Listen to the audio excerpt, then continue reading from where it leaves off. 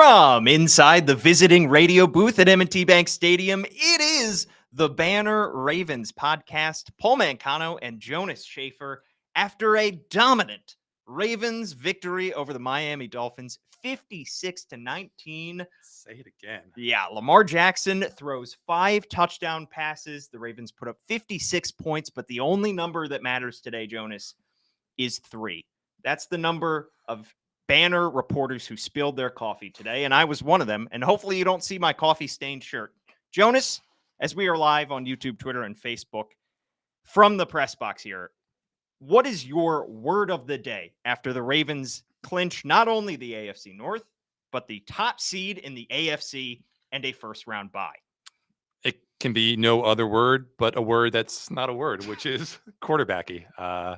Trending on Twitter today because of some rather coded remarks from a Fox Sports Radio personality who will just choose not to identify because I'm sure her life is probably hellish enough right now, although she brought all of this on herself. Saying Thursday, I want my quarterbacks to be quarterbacky. Lamar's a great athlete, had a great game against the 49ers. Prisoners of the moment. He is not the MVP. Christian McCaffrey is the MVP. Wrong. Wrong, I say. I think Lamar. Coded could have been the word of the day as well. There's no other choice. As sure as the Ravens are the number 1 seed, as sure as they're not going to have to play until the divisional round, Lamar is the MVP. We still don't know whether he's going to play against the Steelers next week. John Harbaugh kind of left that door open, but I don't think there's a way in hell that you put him out there against Watt and Highsmith. I think you rest him, you let him luxuriate in the greatness that he put on display today. You say, Lamar, you earn this MVP, you earn this 1 seed.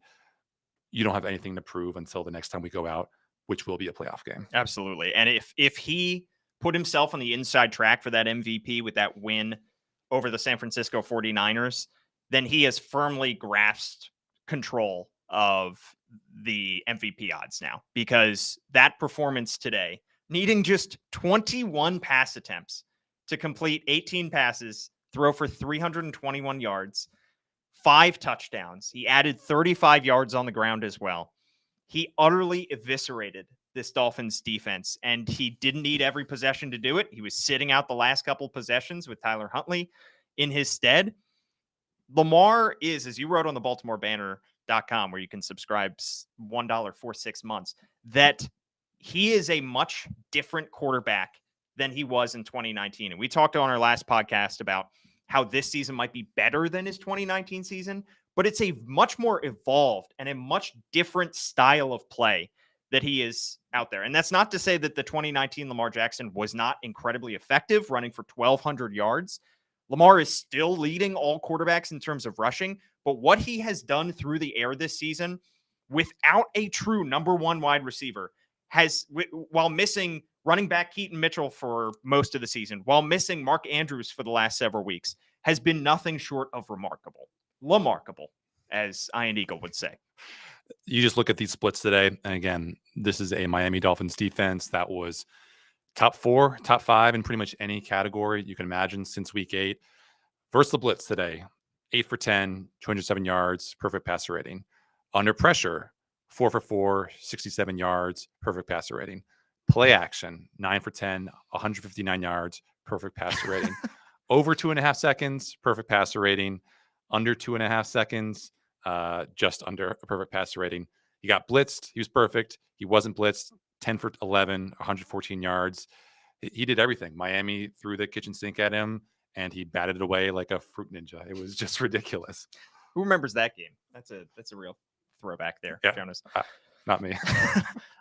It was just an utterly dominant performance from this offense in particular. I thought it was interesting how they went to Justice Hill early in the passing game. He caught 5 passes for 64 yards, which was a career high for him. Should have had more if not for that questionable pass interference call. Yeah, that was erased a long gain on that play. And honestly, it was the play that they ran for the touchdown.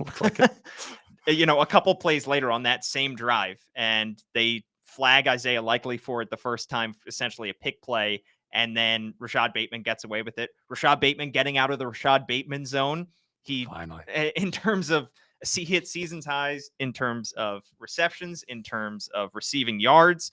Jonas, you said before this week, as we were previewing this game, that the Dolphins presented probably the toughest challenge outside of the 49ers for the Ravens this season.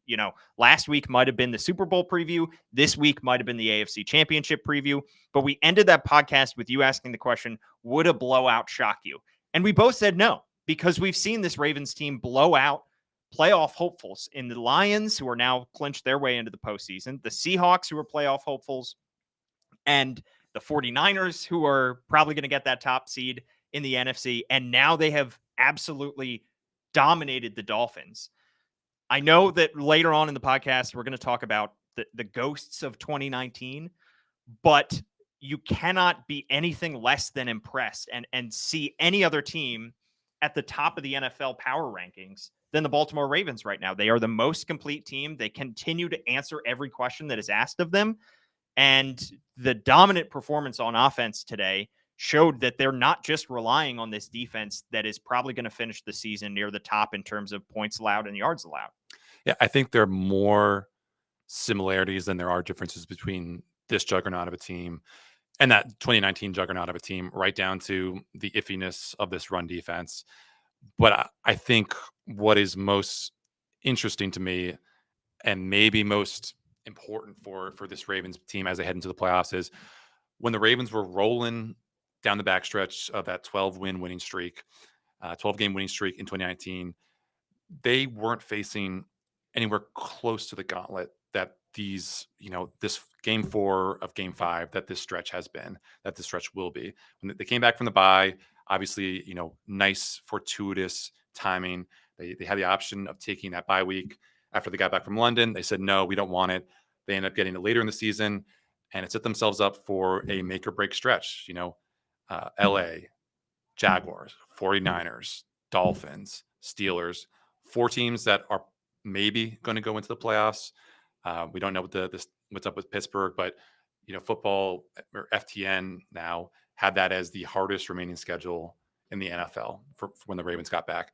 They've outscored those 4 opponents by basically a factor of 2. It's absurd. They would have taken every single day of the week, twice on Sunday, like a 1-point win over any of those teams. Right. And they are blowing these guys out. I mean, you look up from writing your gamer and it's 56-19. It just doesn't make sense. Yeah. And what is more amazing, and we talked about this on our last podcast when we talk about Lamar for MVP, is that it's not like they have the benefit of this incredibly deep running back room, right, too. And I know they have a lot more depth at wide receiver than we've seen in the past couple of years, but nobody on this team is going to top 1,000 yards this season. Zay Flowers has been a very nice rookie, and he has provided a lot in the passing game. OBJ with a phenomenal over-the-shoulder catch today. He might be in for a great January and February, and that's really why they signed him, was for the late season surge that he's going to be providing. Mark Andrews is currently out and probably won't be with this team until maybe they make the Super Bowl. We don't know yet, but they're doing it without having a superior running back. They're doing it without having a superior wide receiver to these other teams. You look around the NFL. I mean, you look at their last couple opponents. The 49ers have probably the deepest room of top tier weapons in the NFL, and Christian McCaffrey and Deebo Samuel and Brandon Ayuk.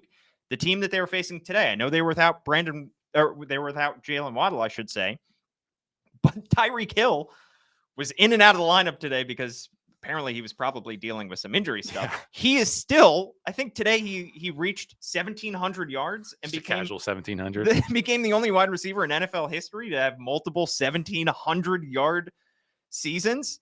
And they have Devon Achane, who's been a phenomenal rookie for them so far this season. He averaged 7.6 yards per carry. But it is truly an offense that is built around Lamar Jackson's strengths, and he is making the most of it, because you can build around you can build around your quarterback like they did in 2019, and that fit his style very well. But this is an offense that has the ability to go to a new level because of what he can do in the passing game. I do think that 2019 team was still limited at times, and we saw it exposed against the Titans in terms of they didn't have the passing offense to complement the kind of run game. And when they got down early, it was tough for them to dig their way out of their hole. This is a team right now, and this is an offense that is built for any situation, for any scenario. They can attack you deep. They can attack you short. The only maybe hole you could say is in the screen game. But other than that, Gus Edwards is going to be running up the middle for hard yards. Now Justice Hill is providing a little bit as your secondary running back. This is a much more complete offense than I think we've seen from the Ravens, at least in the last 3 years, and even maybe better than the 2019 offense. Yeah, I mean, you saw the multiplicity of this offense. The Dolphins under Vic Fangio are going to play too high. They're going to not drop a safety into the box unless they're really, really concerned. They're going to invite you to run. And I think today that was a fair bet because the Ravens did not run the ball especially well against San Francisco, missing Kevin Zeitler, maybe their best run blocker this season, with all due respect to Tyler Linderbaum. Ronnie Stanley's not 100%. Morgan Moses isn't 100%. And they go for 160 yards total today. And they did not need a superhuman effort from Lamar. How many design runs did he even need today? I think he had like 5 carries for 35 yards thereabouts. But I think most of those, maybe all but 1 or 2, were scrambles, go make something happen, Lamar plays. And if teams want to drop a safety into the box, then they're going to get one-on-one somewhere outside. And you like your odds with a hobbled Zay Flowers, with Rashad Bateman, again, continuing to step it up and, make good on Todd Monken's pledge that the best days are still ahead. Isaiah Likely coming through in the clutch on a 4th and 7 one-handed grab. That is just still mind-blowing that they even went for it. The second, insane that they went for it. That was just crazy. For 4th and 7, that would have been, I believe, about a 52-yarder. Yeah, and John Harbaugh told us post-game that one of the reasons why they went for it was because not just the distance, but the wind was whipping about in the stadium, somewhat fierce. So as much as they trust Justin Tucker, and they obviously trust Justin Tucker unequivocally, John said he liked the offense, and you like Lamar. And it is just so radical a notion that this Ravens passing offense can feel good about its chances in a 3rd or 4th and medium, 3rd or 4th and long against a defense as talented as Miami's, because nowhere in recent Ravens history, or maybe just franchise history in general, would you feel good about, I like my skill guys over your skill guys, and then obvious passing down. Right. And in terms of the defense as well, stepping up, I mean, the first drive of the game for Miami, they come right down the field, 8 plays, 75 yards. They face only 1 3rd down. They score a touchdown, and you're thinking this could be a shootout. This could be a barn burner. This could be the Dolphins offense that was putting up historic numbers through the first half of the season, but has cooled down as of late. But the Ravens defense stepped up. The defensive line stepped up. Justin Madubuike picked up another sack to add to his ridiculous total. Odafe Owe, who had been held without a sack since mid-November, he got a sack in this game as well. The defense stepped up. Marlon Humphrey suffered a calf injury. He left this game. That is still a concern, and it has been a frustrating season for Marlon Humphrey so far, just in and out of the lineup. And you were expecting a great matchup between Tyreek Hill and Humphrey, and we got that early for essentially the first couple drives, and that was it. But also the Ravens defensive backs stepped up huge. They were down Brandon Stevens as well in this game.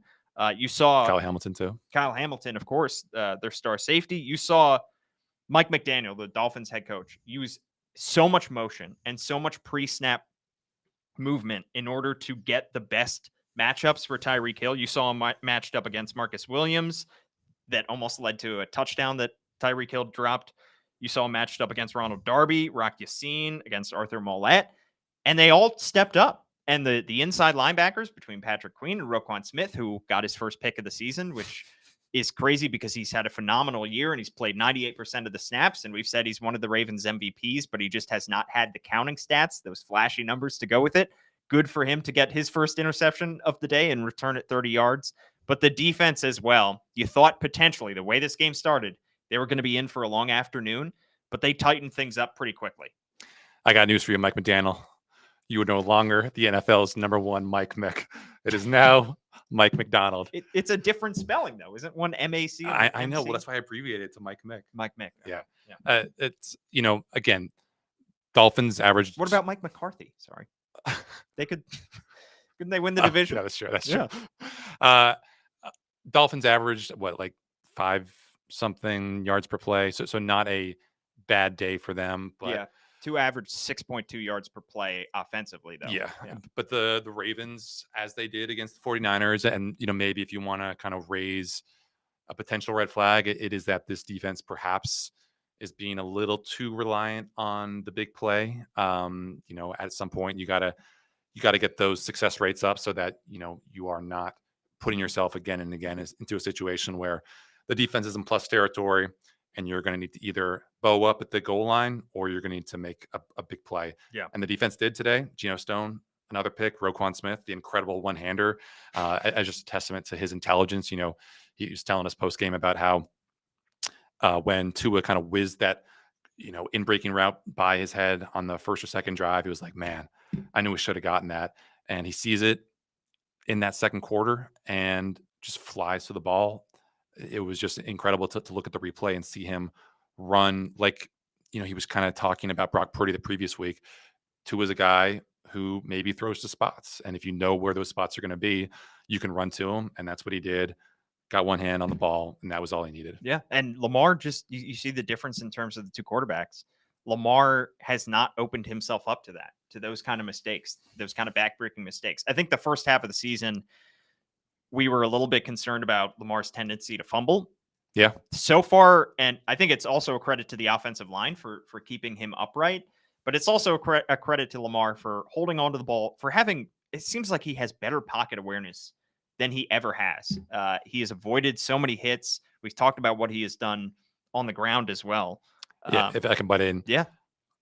28% pressure rate for this Dolphins defense, which is very, very good for the Ravens because Miami, again, since losing Jalen Phillips, had been the NFL's number one team at pressure rate.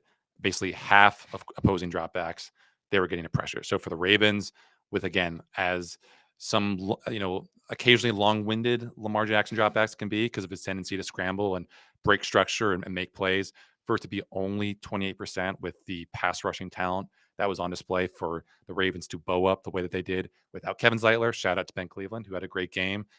Just a really, really impressive day that we shouldn't overlook amid all the offensive explosions for guys that have the big names. And Morgan Moses as well did a nice job at the tackle spot. This is a Miami team also that came into the game second in the league in sacks, behind only the Ravens, and Lamar Jackson was sacked, I believe, just one time in this game. And it's not like the Ravens defensive line was getting to Tua all that much, but they did sack him twice. You talked about how Tua throws to spots and sometimes just totally misses plays and misses, defenders undercutting his routes. It just feels like Lamar has made a lot fewer of those mistakes. And when you look around the NFL right now, you're looking at a ton of backup quarterbacks starting, especially in the AFC. You're looking at a backup quarterback in Pittsburgh right now, backup quarterback in Cincinnati right now. This is, again, an opportunity for the Ravens now to go far in the postseason and to dispel the kind of ghosts that followed them in 2019. And it just feels like this is a much more complete team than they've had in the last 3 or 4 years, and really since 2019. And the opportunity is there for this team. Once you get this far, it's going to be frustrating to come up short of the Super Bowl. Once you have the 1 seed, which they do, you now have the chance to really be 2 wins away from the Super Bowl. Yep. And that is, and both of those games are going to be played at M&T Bank Stadium. They got to win the first one. They got to win the first one, Yeah. Assuming that there are going to be 2 games. But the path is now laid out for the Ravens. When you look around the AFC, Jonas, is there a team that really scares you in terms of a threat to the Ravens to come into M&T Bank Stadium in the divisional round or in the AFC Championship game and win? Because the Ravens have now pantsed the 49ers. They've now pantsed the Dolphins. The Dolphins could have been maybe their biggest threat in terms of the AFC. Now, they didn't have Jalen Waddle today, and maybe that'll make a difference if they meet in the playoffs. But is there any team right now that really scares you? I mean, the Ravens would be favored against every team in the AFC, and probably by 4 or 5 points. And that's substantial because I think when the Titans came to Baltimore in 2019, the Ravens were such overwhelming favorites that they were double-digit favorites. And you almost never see a point spread that big in the playoffs, no matter who you're facing. So Obviously, you could have before today said maybe the Bills, but looks like they struggled with the Patriots, just winning by like 5 or 6 points. I still really like Miami because of that high end talent, but even today, it's a war of tradition, a war of attrition. We saw Jalen Phillips, lost a couple weeks back. Bradley Chubb, their other best pass rusher, uh, reportedly possibly dealing with torn ACL. Xavier Howard, who left early, and I think a critical development for this game. One of their top cornerbacks, don't know what his situation is. Jalen Ramsey dealing with a knee injury. So there is a lot of high end talent on this Miami team that can really make them scary. Any offense that has Tyreek Hill paired with Jalen Waddle, paired with Raheem Mostert, Devon Achane, we saw how they gave the Ravens troubles in certain spots today. And if you juice that offense up even more, maybe it doesn't matter how, spotty your defense is in occasional glimpses here and there. But, the Ravens are going to have, after today, possibly top 3 offense in DVOA, top 1 or top 2 defense in DVOA, and then special teams. Again, top 4, top 5. So Yeah. I don't think there's not a team definitively, we can say that has that well-roundedness. And the Ravens should be even healthier the next time they suit up for a game that actually has some consequence to it, some heft to it, because Ronnie Stanley is going to be able to possibly get even more rejuvenated. He looked great today. Morgan Moses, getting a chance to rest that shoulder, pec injury, whatever it is. We don't know when Mark Andrews is coming back. We don't know how healthy he's going to be when he gets back. But there are just so many bumps, bruises, annoyances that accrue over the length of a season that is even longer than it was in 2019. Yeah. And obviously there's going to be this rust versus rest debate that is going to be interminable Let's and have it. insufferable. But every single team in the NFL would want to be the Ravens right now. Sure. Well, I mean, let's get into it though, because now the Ravens have that decision to make in terms of rest versus rust. And I know Baltimore fans in particular saw another team, another local team, get the 1 seed in the playoffs and then have a week off and then get swept in the divisional round. Of course, I'm talking about the Baltimore Orioles. I think that was a very different instance and a very different scenario, because I think that Orioles team was still making their first postseason in forever. That was an Orioles team that was very young. This is a Ravens team right now that is older, more experienced. They've been there before for the most part.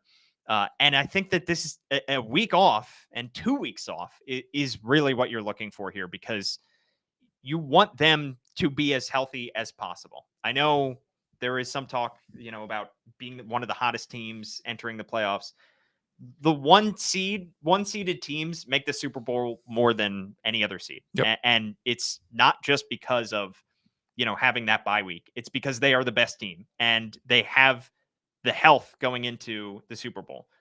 You are taking away a game by being the number 1 seed. So you only have 2 wins until the Super Bowl. It just does not make sense to me to play Lamar Jackson, to play OBJ, to play really any of your top tier starters. I know you can't sit literally everybody, right, because only 6 inactives. Right. Yeah. Only 6 inactives. And, you want to keep, some semblance of a team out there. And you literally cannot roster a team full of backups. But it just, the health of the team right now is paramount. Getting to the divisional round as healthy as possible is the most important thing. What has sunk the Ravens the last 2 years? I know what's you could say sunk the team in 2019 was being so hot going into the playoffs and having that week off, and then not being ready for the Titans and going down early and not being able to dig their way out of it. But what has sunk them the last couple of years? Not having Lamar Jackson in the playoffs. So having him healthy, having your MVP healthy for the first game of the playoffs is paramount. Even 2019, you could say that one of the downfalls, and there were many, of that team in that game was injuries. There are certain injuries that are just not surmountable in the span of a couple of weeks. Mark Andrews was dealing with an ankle injury through the back half of that season. I remember talking to, I think, his brother for a story on Mark. And he left that game.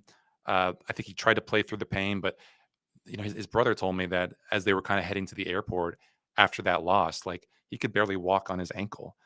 Nick Boyle, another huge part of that tight end group that was so foundational to what the Ravens wanted to do offensively, banged up in that game. I think Project Pat might have been hurt in that one. Mark Ingram got hurt in that one. So you want to give yourself as big a margin of error as possible, not just with getting the guys healthy for that game, for that next game that ultimately matters, but taking them out of games that you don't have to play in. And that's going to be the wild card round.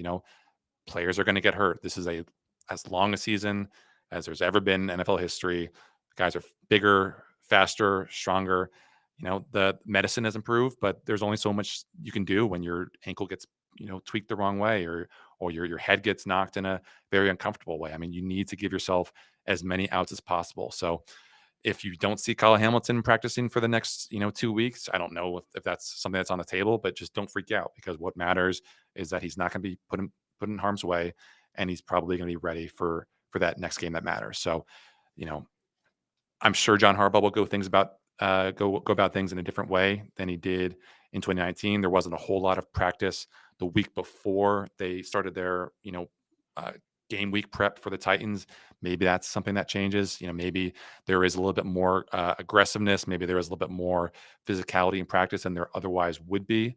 But John Harbaugh will be better off for that experience, and he's probably not going to overreact. But you definitely need to change things from the way that they were, because you cannot afford this team to come out as flat the next time they play in the divisional round as they did in 2019. Yeah, and you just have to trust your coaches and your veteran leaders on this team. Lamar Jackson now at this point is a veteran.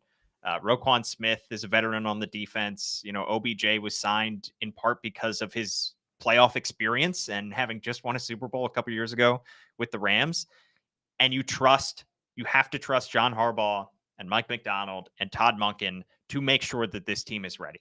This is not a fresh, young rookie looking to make a splash team. This is a team that wants to go deep in the playoffs. You just have to trust them to get their bodies ready, to get the game plan ready, and to not come out flat. And, if you don't trust them to do that, then you're not trusting them to win many games in the playoffs, because that is how you built this locker room culture. And you have to rely on those guys at this point. Speaking of the injuries, though, what did you hear? Did you get any injury updates whatsoever from the Ravens after this win? No, I mean, I guess the good news for Marlon Humphrey is that if it was serious enough to merit an announcement, we would have gotten an announcement. But John Harbaugh did not. He was too busy dancing like Ted Lasso to hear the noise from the athletic trainers. But obviously, good sign for the Ravens, I guess, initially that Marlon was considered questionable to return before they ruled him out. Ultimately, that generally means that there wasn't a catastrophic injury. Daryl Worley and Michael Pierce, who both left with those stingers that, forced them into the concussion protocol. We saw Mike Pierce come back in for a couple plays after he got knocked out. So good sign for him. He talked to our colleague Gianna Hahn in the post-game locker room after him. So obviously healthy enough to talk. Daryl Worley did not come back, but I also saw him in the locker room, looked a little bit in pain, kind of taking off his jersey, putting on his t-shirt. But again, if it's a stinger, he'll be in the concussion protocol.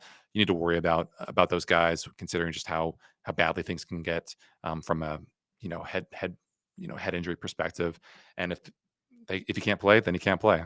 Just another guy that should be back for that next playoff game. So not as bad as what Miami's going through right now, obviously with Chubb and Waddle and whatever else has befallen them. So as long as Marlon is healthy by the time of that divisional round, you feel pretty good about where this Ravens roster is. It's crazy to think that the Ravens' next game will probably be on January 21st. Next game that matters. Next game that matters. They can't skip. Sorry. Sorry. Apologies to all our Steelers listeners. I just absolutely unintentionally dragged them. The next game that matters, and the next game that we see Lamar Jackson in and some of their offensive starters and their defensive starters, could be January 21st. That feels like eons from now, as there is so much time and so much that can happen between now and then. And we have no idea who they will face in their first playoff game, because the Ravens have that bye, and during that bye, after the wild card round, everything is reseeded. So the Ravens will face the lowest remaining seed in the AFC after that game. Craziness could still happen. There's still week 17 games obviously going on right now, and then a lot can change in week 18. So we have no idea who they will face. Something just tells me they're their only road to the Super Bowl has to go through Joe Flacco and the Cleveland Browns. It just feels like destiny, doesn't it, Jonas? It feels like something. I saw Jeff Zrebiec of The Athletic tweeted out a photo of a guy in a Browns Joe Flacco jersey outside the stadium, and My goodness, that takes a lot of courage, I think. Although maybe not as much, because obviously Joe is beloved for what he gave to the Ravens and the franchise here. But yeah, if it is the Browns coming to Baltimore and Joe Flacco is the quarterback, I'm speechless.